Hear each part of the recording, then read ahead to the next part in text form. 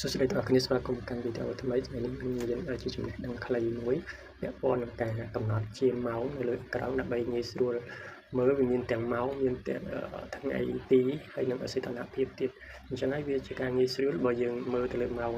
តូចផ្នែកខាងលើគឺវាបង្ហាញតែម៉ោងបើយើងចាប់មើល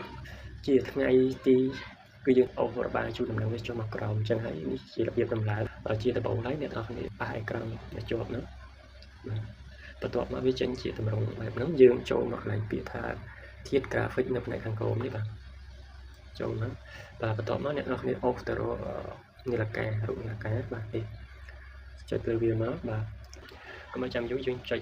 បន្ថែមទៅលើតុនឹងមកបាទបន្ទាប់មកនេះគឺវាលោតបានតម្រងដូចជាម៉ោងដែលខ្ញុំបង្ហាញនេះបាទបន្ទាប់មកយើងថយវិញមកគឺយើងបាននៅម៉ោងហ្នឹងដើម្បីងាយស្រួលមើលនៅថ្ងៃទី